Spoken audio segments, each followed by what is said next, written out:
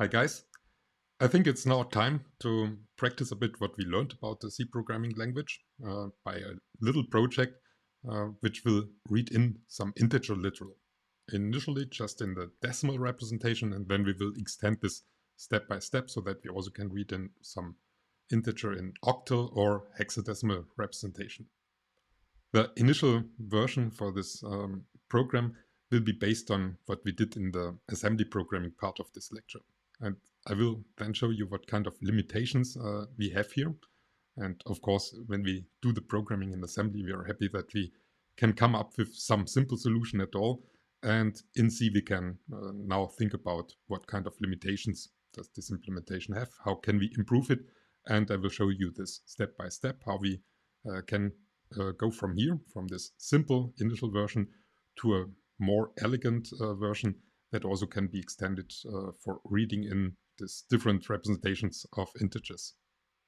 I will begin here from scratch because every workout should begin with some warm-up. So this program will be called get unsigned int.c. And then I first include the header for the standard I/O, write my main function already. And in this main function, in the end, I want to have one variable where this unsigned integer will be stored of type first unsigned long. So we have at least 64 bits, and this will be called val. And because it's a local variable, I initialize it. Then I want to ask the user to type in something, some unsigned integer in decimal representation.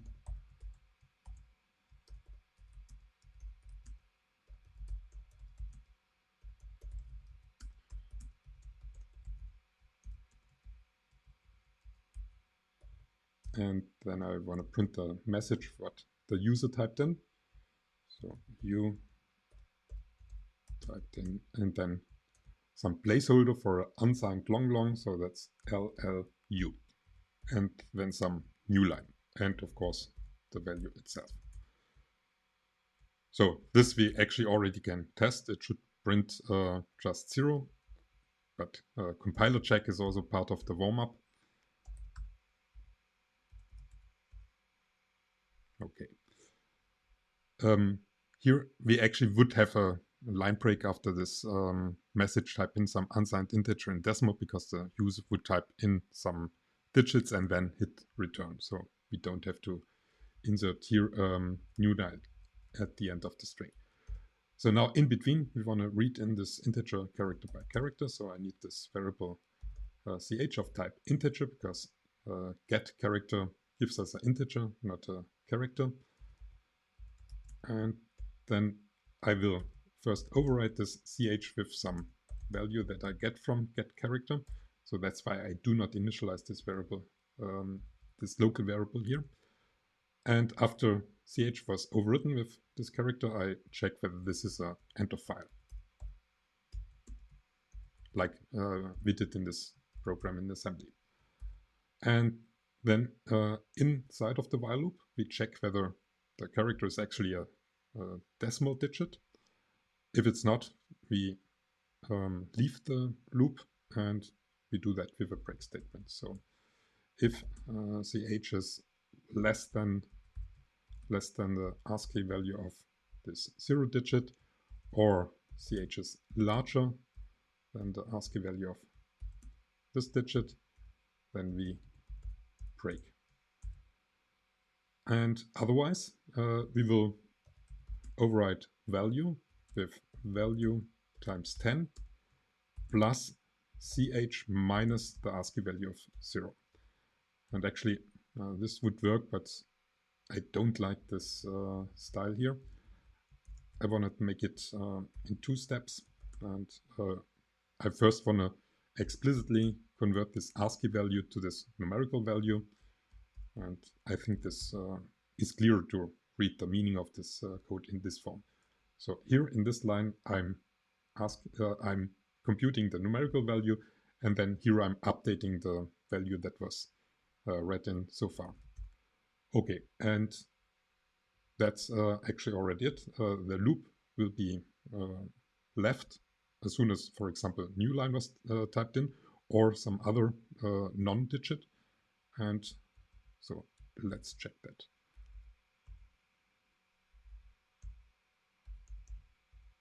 Okay, seems to work. Now, this is basically the state that we have from what we already did in assembly. Now, what are the limitations?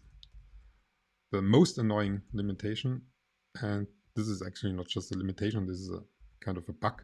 If a user would type in, for example, just return, you see the answer is wrong. I didn't type in 0.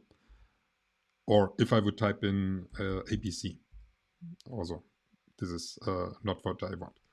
And also some minor things which are not really bugs, but kind of unusual. If a user would type in a leading 0, it should indicate that this is a octal value.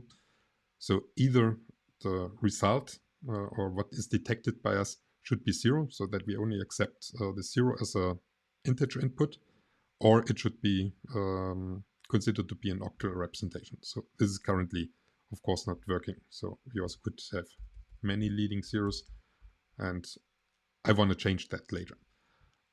Also, something else, if a user would type in some spaces first and then 1, 2, 3, I want to support that. I want to allow that. And of course, the reason is that later this program will be part of our Lexa for the compiler project. And here we would say you typed in 0, and I want to have, in this case, you typed in 1, 2, 3, 123. Okay, how can we fix that? I mean, first of all, we redesign this program so that we actually do have a function, and this function will return true if integer was typed in and otherwise false. So the return type will be bool, and let's call this function get unsigned integer. Now, how can we also return the integer value? Well, not by return value. We have to use the parameters. And for that, we need a pointer to the variable where this result should be stored if some integer was detected. So we will have here a parameter of type unsigned long asterisk, let's call it result. Now for this bool type, we also need to include standard bool.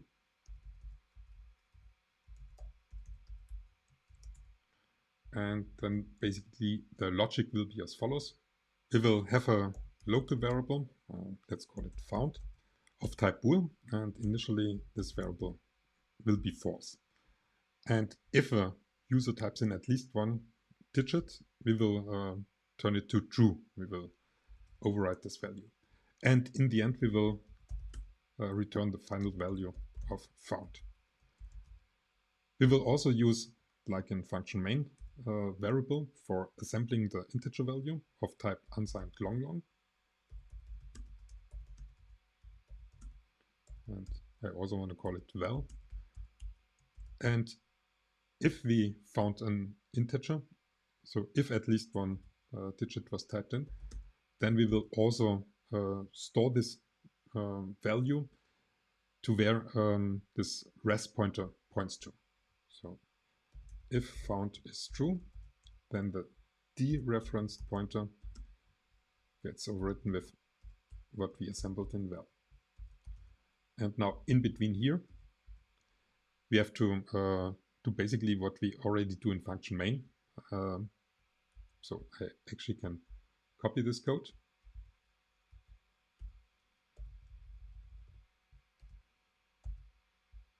Or cut this code and paste it here.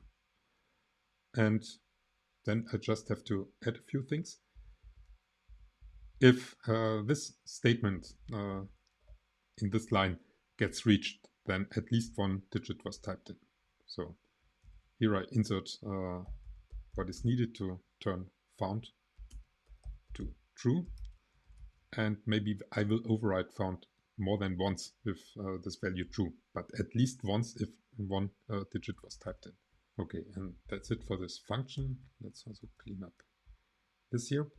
And now we can use it in function main as follows: if get unsigned int returns true, then we can print this message. We also have to pass a pointer to val. So if this is true, we print this message, and otherwise the user did not type some unsigned integer. So let's print that is not an unsigned integer in decimal.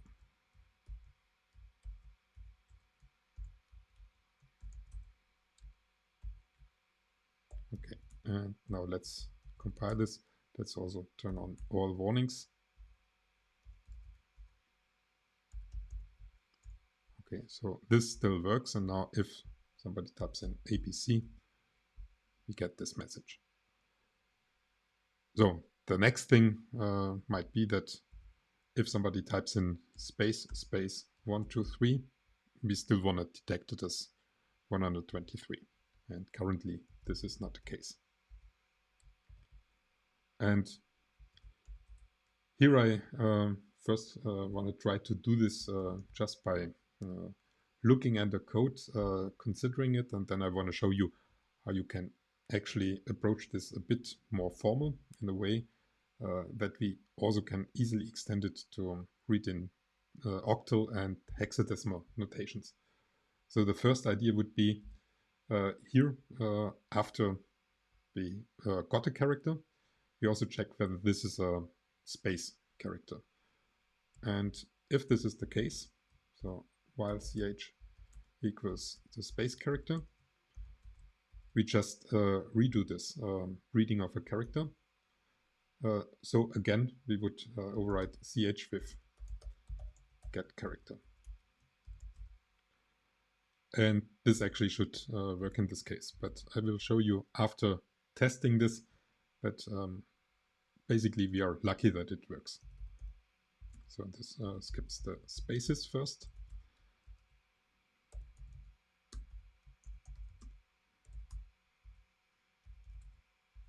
So if I type in space, 1, 2, 3, this gets detected, and it also works without the leading spaces. And also if I just would type in a space and then new line, it still works, or another character which is not a digit and return, or just return, it works. Why are we lucky that it works? We somehow are not checking whether this next character that we get after skipping a space is not the end of the file, the end of the input. And this works because in such a case this if breaks. But you might guess that if things become more complex, if we also want to keep track of other kind of representations and in general other kind of tokens, it's hard to really check whether we handle all possible cases or not. So we need to back up this now with some theoretical background and some software pattern which is realizing that. And for that I want to show you how to represent the algorithm behind this with a so-called finite state machine. Our current implementation of this get unsigned integer function, and therefore its algorithm, can be described as follows. When we enter this function, we are in some initial state, and actually I want to call it start state, so that I can denote it with this traditional symbol S that is used in this final state machines. And this will be a node in some graph. And depending on what characters we get, we can change the state. If we get a digit, that means one of these characters, we change into a state where we say we already found some decimal literal. And if in this state we would get further digits, then actually we would just stay in this state. So we can denote that like that. And on the other hand, in case in this initial state we get something which is not a digit, and let's just say anything else, then we changed into a state where we said this was not an integer that a user typed in. So we kind of considered it as an error.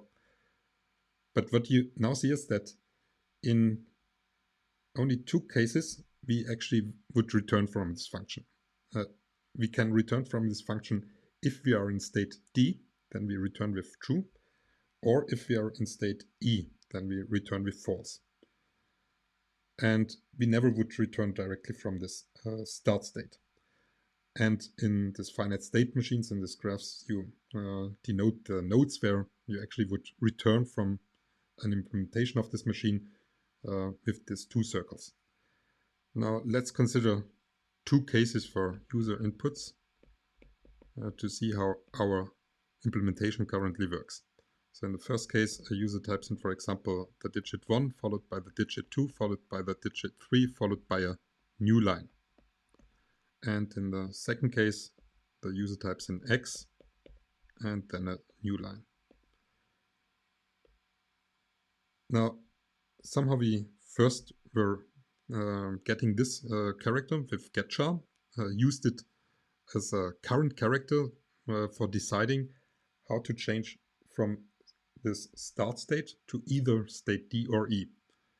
And in this case, we changed into the state D.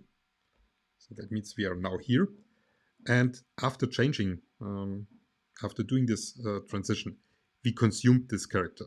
I like to express it like that I was overwriting this value of CH with what we got next from get character. And that means this is now gone, forgotten, consumed, and this became the current character. And this is now used for the decision, do we do another transition or not? In this case, we do another transition. We circle back to the state D. And after this transition, we again consumed it. That means we forget about it. And this became the current character. And because this is again a digit, we again did a transition. So again, we ended up in this state here. So it's also gone. And this became the current character. That means now we are in this state, and this is the current character. For this current character, there is no rule to make a transition. We only have this possibilities to do a transition. And in this case, it's okay, because this is a so-called accepting state, which was indicated with these 2 circles around D. And if in an accepting state, some input, some current character is found, where no rule applies, it just means that we return from this function. In this case, with value true. So that's okay. And that's the end of this function. Now in this second example, we use this character as current character for considering how to do a transition in this start state. In this case, the transition will move us to this state E. So we are here, and this character is actually consumed. And this would be the next current character. And here we are also in a accepting state. And it also means that we now would just return from this function.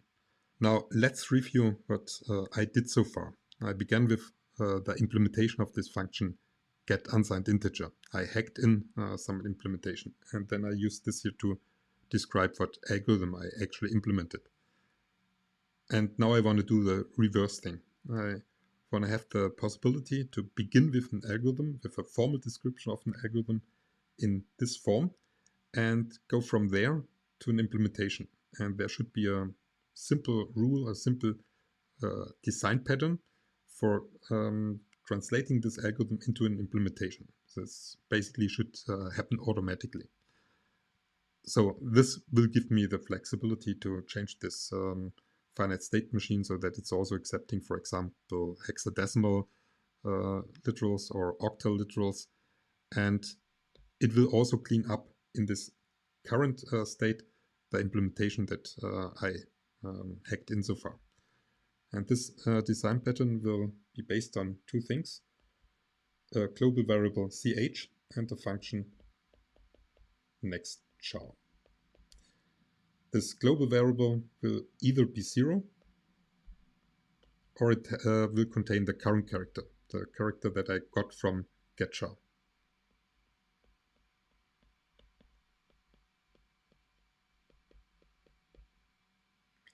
So that means I already need to fix a bit the graph that I used so far.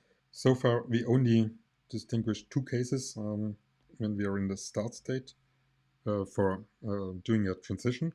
The first case was that this current character is one of these digits. And the other one was called anything else case. Let's just say here else. But now because ch might be just initialized with 0 and doesn't yet contain a current character, that means getChar was not called so far. We also have this case that ch equals 0. And in this case, I will just stay in this start state. And here, this is, of course, not an assignment. This is a mathematical notation. Now, this nextChar function is basically applying these arrows.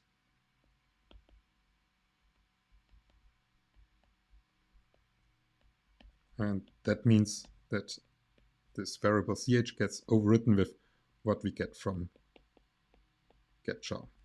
We consume the character that was previously stored in ch, or we actually the first time store a current character in this variable.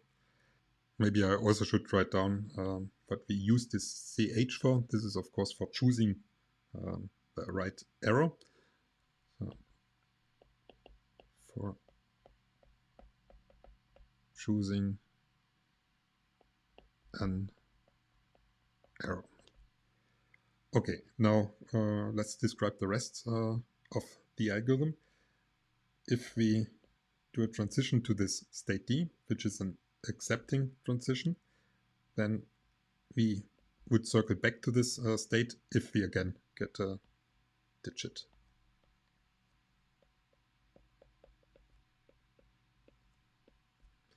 And otherwise we return. And here we can just denote this like that, except with value true. And if we did this transition from the state S, we end up in a state, let's say E, and this will also accept, but with false. And because here no possible transition is allowed, it will always just return with value false. Okay, and now I show you how. This basically describes perfectly an implementation which is kind of cleaner and better to extend and maintain than the implementation so far. I still want to keep a copy of that so that we later can see how this was approached step by step. So let's call this step 0, the hacker approach step. And now I will first define this variable ch for the current character, global variable, and therefore 0 initialized, and this function for consuming a character, and here I actually will also return the current character for convenience. So nextChar, and actually we do not have any parameters, and let's do it right. So this will just override ch with what we get from getChar. And then we also return this current character for convenience. Also for convenience, I want to have a function for checking whether we have a digit or not, a decimal digit actually, because I later also want to check whether we have an octal digit or a hexadecimal digit.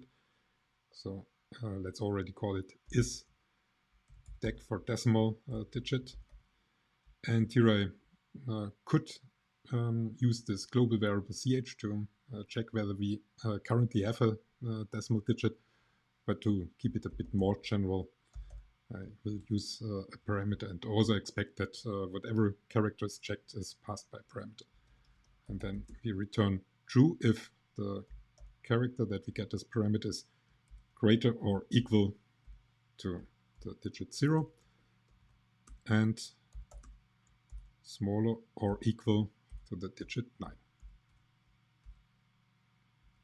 And now here I actually want to restart with this implementation. So let's just start here from scratch. That's usually a good idea. You start with a prototype by hacking together something to see whether you have in general the right idea to approach things, but then when you do things right, you start over. So we begin in this state S. So let's use this comment. And what kind of rules do apply in this state S? Well, one rule is as long as CH, this current character, is 0, we stay in this stage. So this simply means while CH equals 0, we stay in this stage. And after changing back to the state, after circling back, we also have to apply this arrow. That means we have to consume the current character. Then there is another rule for state S, namely if the current character is a digit, we change to the state D.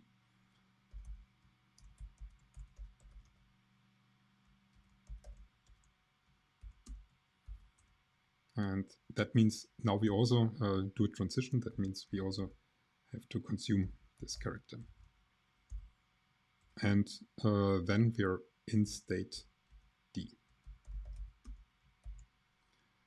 And in state D, we have another rule for doing a transition.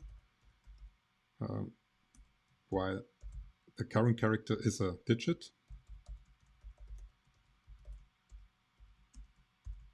we do a transition, so next jar gets called, and we circle back to that.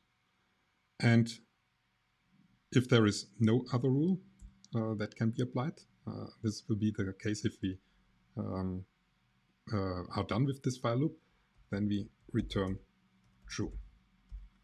So I'm not computing actually in this first version the value. I'm just applying this graph, which just returns true or false. And actually assembling the unsigned integer value comes afterwards.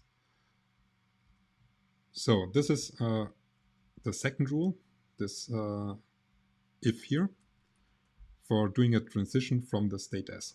And what other rule do we have? Well, if the current character is anything else, we return false. Okay, and that's it for realizing this finite state machine. As I said before, so far we will not actually assemble this integer value, but we already can check whether we, as before, can distinguish whether a user typed in some decimal integer or something else.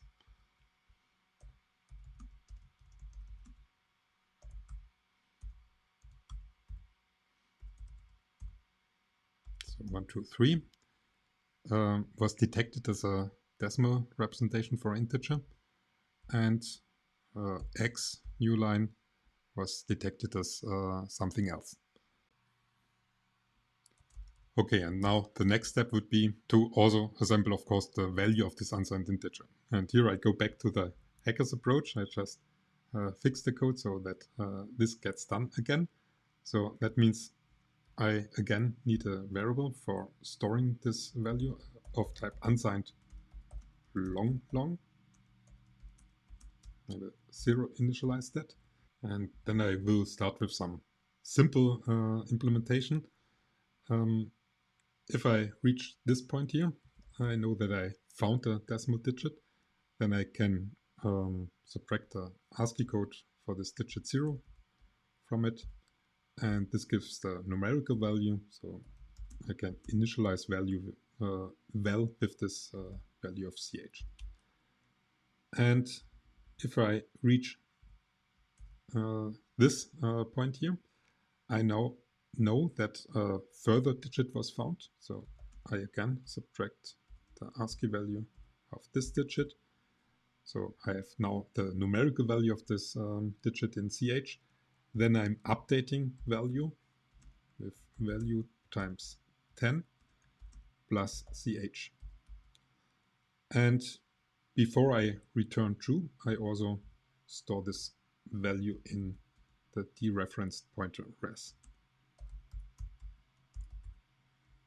Okay, and now I check whether this works.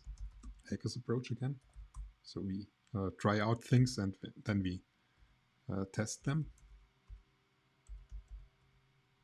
Okay, seems to work. And if we type in something else, of course, we just get this message as before. Okay, so this works, but now we can think about how to make this a bit more elegant. And maybe later we again find a pattern that we can describe more formally. And you see that this part here, these three statements are kind of annoying because actually they are not necessary. If we would not do these three statements here, these three statements would be applied because we certainly would enter this loop. In this loop, we also would compute the numerical value of this digit. Then this update step also would work because val is already 0 initialized, and after that update, we also would consume the character. So basically, we just can delete these lines and it still should work. But let's try it out. Hacker's approach. Okay, and of course you could test it a bit more. So what is nice now that most of this implementation is just done by applying certain rules to this finite state machine. Then we added some code for actually also computing the value of this integer that was typed in. And now we can go back to this finite state machine and change it so that, for example, leading zeros are not allowed in a decimal representation. Either it's the value 0 or we have some non-leading 0, that means digit from 1 to 9. And also I want to skip these white spaces in the beginning. Okay, so in the next step I want to have the following rules. If we have ch equals 0, and now just for keeping it simple, we'll write it down like that. Or if it's space, we stay in this state as in this start state. And we do a transition if we get a digit from 1 to 9 to a state D, which is an accepting state. And in this state we can stay if we get further digits, and further digits also include the 0 digit. If we get in this initial state a 0, I want to go actually to a different state because later I want to extend it to detect octal representation. So if I get a 0, then I want to change into a also accepting state O for octal. And then later I just have to add here a transition rule. And otherwise, as before, we change into state E. Now note that this finite state machine would accept the following input as a decimal representation, the digits 1, 2, 3, and then the character X, and then the user might type in new line. We would consume these characters. This would be the current character in this accepting state, and because we are in an accepting state where we return true, this will be indicating that some integer was found with value 123 in our implementation, and we allow that. If you want that a user has to type in after this digits immediately a new line, then you would need to come up with a different finite state machine. Then you have to modify here a few things. But okay, so here I actually also want to have some nice way to detect whether I have a space or not. Later I extend it to also skip tabs and other things that I just want to ignore. So this is a function is space, returning a boolean and gets characters input, and this returns true if this character is the space character. And then we change the rule for remaining in state S as follows. If ch is 0 or ch equals the space character, then we remain in the state. Then we also add here a new rule for this initial state S. If this current character equals 0, then we change into this state O. And in this value, we also know that we found a 0 value. So we don't have to use this val variable in this case, at least not currently. And we also return true. And then formally we would have to do the following. We also have to check this other transition rule, which state that it should be a digit from 1 to 9. So we actually should check that ch is not the 0 digit and otherwise a decimal digit. But of course we can skip this part because we only reach this else if branch if not previously already a 0 was detected. So checking first here for a 0 digit and then for a decimal digit is also kind of an optimization, which a dumb tool probably would not detect, but we as humans can do a bit better sometimes. So now let's check this.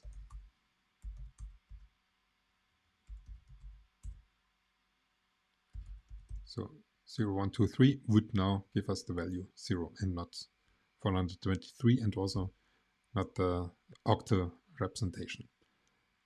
Okay, but let's fix the finite state machine so that it also detects octal representations.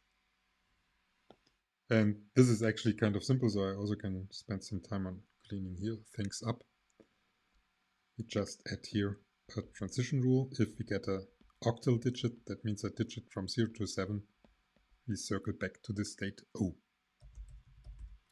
Okay, so that means in this state O, I have to add a transition rule, which is as long as I get an octal digit or the current character is an octal digit. So I will also use a function for convenience like for decimal digits. I will transition back to this state. So next char. And here I also can update val. First I compute the numerical value of the digit, then val becomes val times 8 plus the numerical value of this digit, and then I can write this to the dereference pointer. And then I also need this isOct digit function. For that I just copy this and modify it a bit. So this here becomes a 7. And that's it.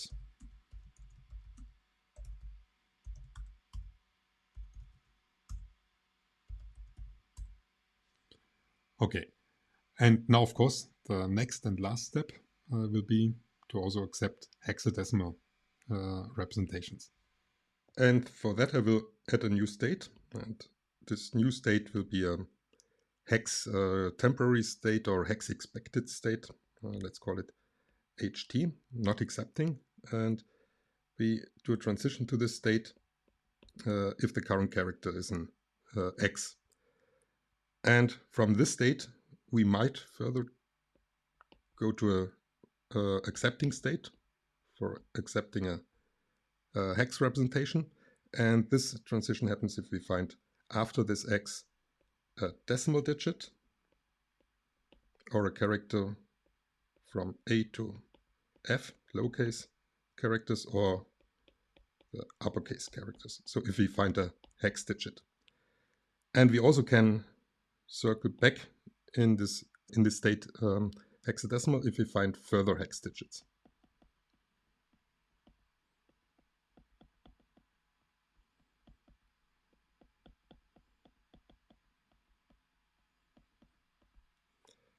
And now I will basically show you how to add this extension of this finite state machine to the implementation. I will not show you exactly the details here, or these details actually, because that will be your exercise. But I will also show you that this is not complete. First of all, we also need to add a new error state. If we find after this X something which is not a hex digit, then we actually have an error.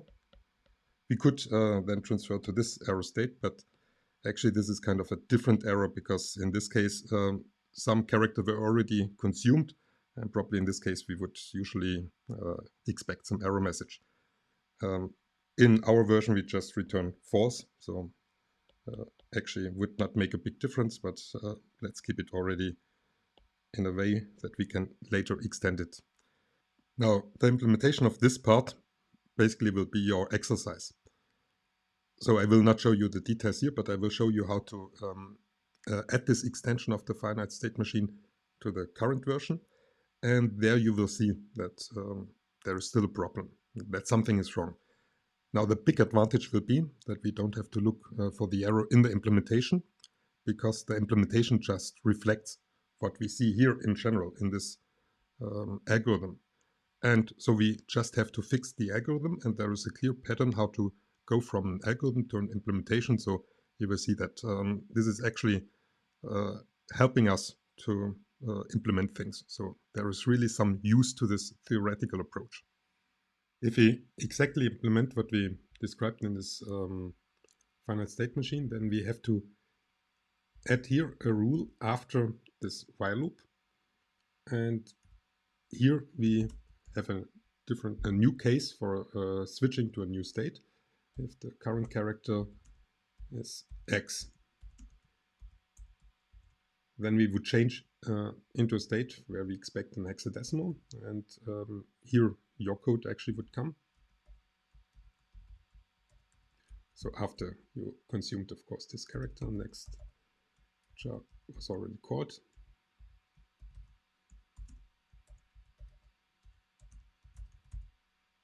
And then we just assume that actually some hex digits follow, and for now I just will add printf hex found, and maybe also with a new line, and then I have to return something true or false, because actually we don't know whether this will happen. And so this will be here this state h temporary, and maybe also later this stage h. Now, what is the problem? I mean, obviously we might already have consumed a few of these characters, these octal characters, more than just one, more than just a zero. And after a few of such digits, we then would change into the state where we further accept some hex digits. So this is certainly not what we expect or what we want. So for example, 0, 1, 2, 3, and then X, AF uppercase, or that should be expected. And then we get here a message, hex was found. So where is the problem? Of course, we now could just fix the code in the implementation hackers approach, which is actually okay in this case probably, but then you also should afterwards change your finite state machine, otherwise you have an inconsistent documentation of your code. And here I want to show you how to fix it from the algorithm and then go from there to the implementation. This also might give you an idea how to deal with bugs in your program. Usually you also have in extension to your implementation some test suite. In our case, it's what we test when you submit your program. And with this test, you basically just make sure that problems that were detected in the past will not happen again. So that means somehow this case where a user types in then the digit 1, then this character X, and then some hex digit, let's say F, somehow was not in this test suite, so this slipped through. And now we somehow detected that because some user reported this problem. Now we just look whether this is a problem of the algorithm or the implementation. And of course we begin to check our algorithm And in this case, we will see that it's actually a problem here. When we start here in the start state, get a 0, we change to this state, then we get the 1, so that means we circle back, then we get the x, then we are in this temporary state, and then we would end up here, and this was happening, so the algorithm had a problem. If we would not find the problem in the algorithm, because we somehow see that the algorithm behaves correct in such a case, then we would check just step by step if each of these rules for translating this algorithm into an implementation was applied correctly. So there is a nice strategy to find problems. You start from the algorithm, then you go to the details from cause to fine. Okay, so here the problem in the algorithm easily can be fixed. We add here a new state. Actually, we just turn this here into a octal temporary state. If we get 1 0, it might be an octal or it might be an hexadecimal. And after that, we changed into an actual state octal, and we change into the state if we get after the 0 a further oct digit, and here we also can circle back. Now note that this node here is still accepting if in this state we get neither an x, neither a oct digit, we would return true, and we would accept the current input as an octal. So here we accept an octal, also here. Okay, and now I will show you how to implement this without this homework part here, and then you will get on the website, this is a skeleton for your homework assignment. So when we get this 0 digit here, we actually do a transition into a new state. So after that, we are in this accepting state, O temporary. Here we either might return with true, or we might find character x, where we would do this transition to this state where we consider that some hex digit might get typed in. So let's move this up here. So this will be basically your code. If this does not happen, then we might do a transition to a further state, to this state O. So after that, we have another rule for doing a transition. If the current character is a oct digit, then we actually would do this transition into this state O.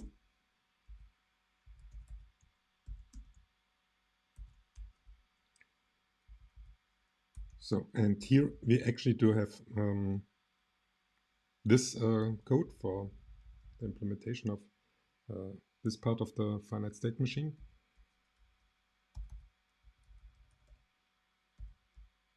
And it's an accepting node, so we return from here with value true, and we also store the value in this dereference pointer. And here we are still in this state OT if we reach this statement here. So here we formally also have to do the same thing. We have to store the current assembled value, which is 0, and return true. So this would be kind of a auto-generated implementation of this finite machine. If you would write a program that creates for a finite state machine, and in implementation it probably would generate code like that if it's unoptimized. Now in this case it's actually kind of easy to see how to optimize things. You see that in this condition of this else if, we are checking whether we have a current character which is an octal digit, and the same check takes place here. And you will see that we basically just can remove this else if, and also this transition here, and this 3 lines. And then we need this here with a different indent level. Now, why is this the same as before? If we reach this point, we are actually still in the state OT. That means if we are in the state OT, we will enter this loop, we will update the value, and then we might do a transition after consuming this character. The transition happens if we would enter the loop a second time. If this is not the case, if this was just a single digit, then this loop is done. Then we just do the code from before. Otherwise, we re-enter this loop. And now this is optimization in the hacker's approach. You started with strict implementation of the algorithm, and then you saw, I could change it. And of course, this might now have optimization bugs, or it might work. But we have the advantage that we still can go back to the algorithm. We can now double check if this is still an implementation of this algorithm, not following the strict rules, but we have a kind of safety net. Okay, but anyway, this will be basically the code that we will provide you for the exercise as a starting point after some cleanup. And I think implementing now this part for passing the hex representation shouldn't be that hard.